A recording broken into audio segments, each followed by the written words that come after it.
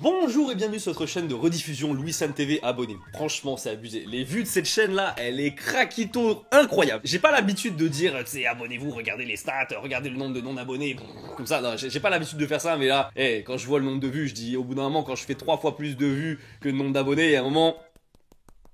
Voilà, typiquement aujourd'hui on va parler de quoi? On va parler de la vidéo qui a le mieux démarré de ma chaîne ever sur les premières 24 heures. J'emmène un vrai fromager juger les fromages au Japon avec bien sûr Monsieur L'Huissier Affineur. C'était incroyable. Je suis très fier de cette vidéo, merci beaucoup pour vos retours. La vidéo c'est quelque chose comme 15 ou 20% de tout ce qu'on a tourné. Il y a eu énormément de rush, il y a eu énormément d'histoires et je vais vous raconter du coup les coulisses de ce tournage. Alors déjà, il faut savoir comment j'ai contacté Monsieur L'Huissier Affineur. Vraiment, je connaissais son contenu parce que j'avais scroll sur TikTok et puis après je m'étais abonné sur Instagram, j'avais regardé sa chaîne YouTube et des vidéos YouTube à lui et j'avais trop adoré la vidéo. Il y a le concours de la meilleure raclette en Suisse. Et t'as les juges et ça ne rigole pas du tout. Et c'est ça que j'aime beaucoup en fait dans le contenu food que propose L'Huissier Affineur, c'est que t'apprends beaucoup de choses. Et en plus quand il goûte un Babybel forcément ça te fait marrer tu vois. Et je m'étais dit quand j'avais pensé à ce format avec des professionnels qui vont en France ou qui vont au Japon, je m'étais dit pour le fromage il faut vraiment que j'ai L'Huissier Affineur. À un moment je me dis, je me motive, c'est bon let's go. J'envoie un mail. Bonjour à l'équipe de L'Huissier Affineur, enchanté, je m'appelle Louis et j'ai une chaîne YouTube axée sur la culture japonaise. Je vous contacte dans l'objectif de réaliser un tournage ensemble, je souhaiterais emmener Monsieur L'Huissier au Japon pour qu'il déguste et juge les fromages japonais. Il y aura bien sûr du bon et du moins bon. Le titre de cette vidéo serait celui-ci, j'emmène un vrai fromager goûter les fromages au Japon. Je m'occuperai bien sûr de toute la logistique et de tous les frais concernant le voyage. N'hésitez pas à m'envoyer vos questions éventuelles et je suis disponible pour en discuter au 07 83. Dans l'attente de votre réponse, bien à vous, Louis. Le lendemain matin, j'ai reçu un DM de L'Huissier Affineur me demandant si c'était vraiment moi qui avais envoyé le mail. En mode, est-ce que c'est vraiment toi qui as envoyé le mail? Est-ce que ce n'est pas un scam? Il a direct accepté. Et ça... Oh, quel bonheur! Et donc forcément à partir de là on a commencé à communiquer et il a fallu faire la première partie du tournage. La première partie du tournage du coup c'était chez L'Huissier Affineur, donc en Valais. On arrive là-bas, j'ai eu le plaisir, le luxe de manger chez les L'Huissier, directement chez les L'Huissier. C'est carrément Claude qui prépare la raclette, qui fait glisser comme ça. Et là, oh là là là là là là là. À votre avis, est-ce que va y avoir juste un fromage? Non! Vous êtes naïf! Après, il arrive, il en sort une deuxième! Puis une troisième! Non, et en fait, surtout, ce qui était trop bien, c'est qu'il voulait nous faire découvrir la différence, en fait, entre les différentes raclettes. Et vraiment, tu commences... Et c'est là où j'ai dit, oh, vraiment, ça va être incroyable. Ce tournage va être exceptionnel. S'en est suivi le tournage que vous avez vu. Donc le tournage que vous avez vu, c'était donc dans sa cave. Pour le coup, ça a duré un petit moment. On a juste répété 2 fois les scènes du début. Mais waouh, quelle aisance dans la parole, quel ton, quelle prestance. Tu sens quand même. Il y en a beaucoup qui l'ont dit dans les commentaires, mais vraiment, il y a un phrasé, il y a une manière de parler, il y a une passion qui se dégage qui est vraiment incroyable. Ça c'était la première chose.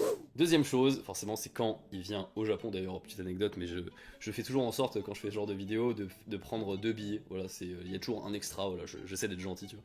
Et je me retrouve quelques jours avant le tournage, et je me dis bon, les fromages du supermarché, bon ça c'est facile à obtenir, ça c'est vite fait, tu vois, mais maintenant faudra aller visiter des fromageries. Donc je commence à chercher où est-ce qu'on peut trouver des fromageries au Japon, et c'est long, je vous jure, faire ces recherches, qu'est-ce que c'est long. Je dois décider en fait dans quel endroit on va partir. Donc c'est là où j'ai décidé d'aller donc dans l'île du Nord, Hokkaido, plus particulièrement à l'aéroport de Obihiro. Alors je vous le dis, demandez à un japonais où est Obihiro, je pense il peut vaguement vous dire c'est dans le Nord mais pas plus quoi. Vraiment c'est paumé de chez paumé, et tu vois, enfin organiser tout le truc pour que du coup au moment où Claude est là, je récupère, on parte là-bas, faire tous les tournages, faut penser au caméraman qui vient, et ça m'a pris beaucoup de temps, en vérité, je vous dis, voilà, le vol, les fromageries, trouver les fromageries, la location de voiture, tout ça, c'est une journée entière où je me réveille à 8h et je finis tous les trucs, où je prépare, tout ça, et forcément, il y a un moment où je dois appeler les fromageries. Et j'appelle les fromageries pour leur demander est-ce que c'est ok de visiter. Je dis juste, j'ai un fromager qui vient de Suisse, est-ce que ce serait possible de s'entretenir avec le fromager au Japon?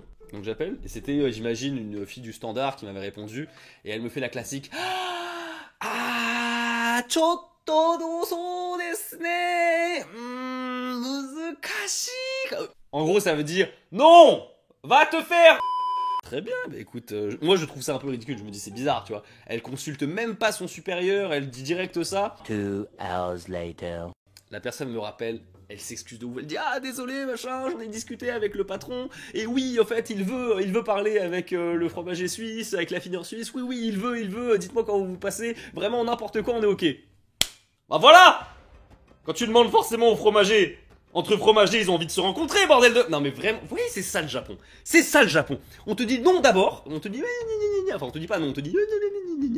Et finalement, oui, quand tu demandes au patron, forcément, le mec est à Obihiro et il fait des fromages, il fait de la raclette. Tu lui proposes de rencontrer un fromager, enfin un affineur du coup, suisse, payer de la raclette. Comment tu penses qu'il va pas dire oui? Enfin, ça se fait, j'arrive, du coup, voilà, je prends la voiture, je m'en occupe, et on va commencer du coup avec donc la vidéo YouTube, on a commencé avec la fromagerie où il y avait la glace, et c'était une catastrophe. Je vous le dis, le fromage là-bas était éclaté. Et là, moi j'étais en sueur, hein. Je me suis dit, oh la vache, on est venu jusqu'ici, c'est pas fou, hein, c'est pas fou du tout. Et le lendemain, on a prévu du coup de faire une première fromagerie avec la rencontre avec le fromager, et en deuxième, la visite d'une fromagerie. Et nous sommes partis. On va commencer le React. Ça a pas pris. Il a expliqué que ça a pas pris et il a fallu attendre qu'en fait les Américains reviennent il y a 100 ans. Donc en fait, c'est eux qui ont apporté le truc et c'est eux qui ont éteint le truc. Il y a 100 ans, en apportant le camembert pour commencer en fait à orienter ce que produisait le Japon en tant que lait fermenté vers du fromage. Et ce sont les Américains. Oui, ce sont les...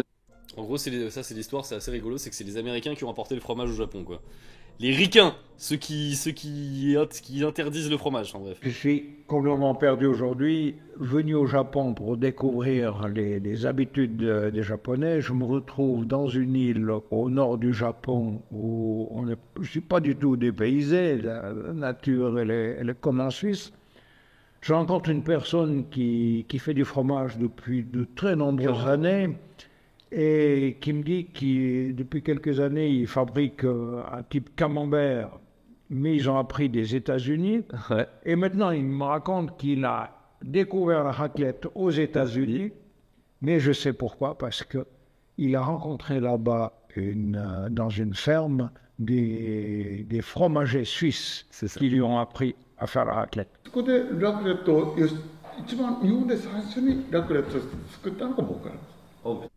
Ok, et là il flex un peu, Miyajima-san, il dit « Le premier à avoir fait de la raclette au Japon, ever, dans l'histoire de l'humanité, c'est moi. » Ah, il a voulu flex, mais il a raison. Du coup, il est venu et c'est lui qui a vraiment poussé en fait cet homme en face de nous à faire de la raclette. Même s'il avait déjà appris avec les Suisses, il n'était pas encore motivé à faire ça au Japon. Il a vraiment laissé l'assassin qui a poussé pour dire si fais-le avec le paysage que tu as, avec ce que tu as autour de toi, le meilleur fromage que tu peux produire, c'est la raclette. Ouais, c'est vrai comme un paysage alpin. Question technique, comment est-ce qu'il la fabrique? Est-ce que c'est du lait cru? Est-ce que... Ah oui, c'est ça, c'est un moment, ça je l'ai mis vite fait en astérix dans la vidéo, mais en fait tous les fromages du fromager japonais, en fait c'est du lait pasteurisé, ils sont obligés de pasteuriser tout ça parce que bah, c'est la norme au Japon. Obligatoire. En fait, ce que je voulais vous montrer, c'est plutôt la deuxième partie, parce qu'en fait, une fois qu'on a visité la fromagerie, d'ailleurs qui était impressionnante, hein, Claude il était sur les fesses de voir un lieu comme ça, et c'est pour ça que j'ai voulu vraiment retraduire toute la magie du lieu, toute la magie qu'il a eu en voyant ce lieu, les caves voûtées, le souci de la roche, même le système de refroidissement. C'était un système de refroidissement excessivement cher, et c'était ça qui était incroyable avec les deux discours, c'est que, eh bien, autant le fromager japonais que l'affineur suisse, il disait la même chose, et c'était fou de voir ça. Le fromage japonais, il explique qu'il aimerait bien en fait déplacer ses vaches pour entre guillemets un peu les faire bouger à droite à gauche comme ça, mais il a juste pas le droit, parce qu'au Japon t'as pas le droit de déplacer tes vaches sur la route parce que ce serait dangereux.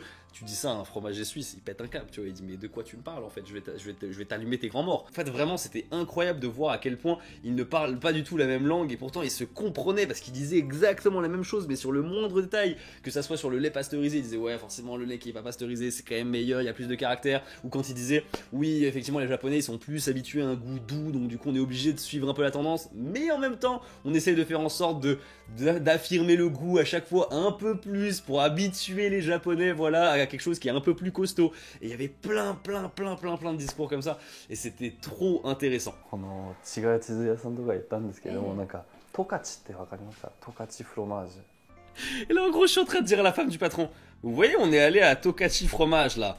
En gros, elle a dit non, je peux pas dire ça à la caméra, je peux pas dire ça à la caméra, parce qu'ils se connaissent tous, forcément, entre fromagers de la région. Et du coup, j'ai dit, ouais, c'était beaucoup moins bon, c'est des tocards, ça va pas du tout, leur fromage. Pourtant, les Japonais, ils y voient que du feu, en fait, parce qu'ils connaissent pas.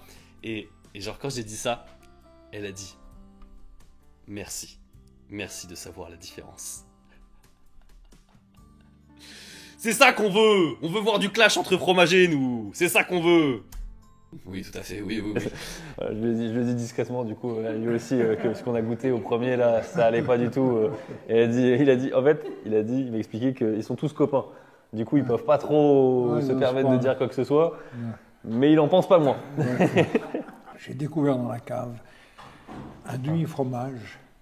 Et ce demi-fromage, il était emmorgé. Est-ce que c'est nouveau qu'il fait? Est-ce qu'il a un titre expérimental?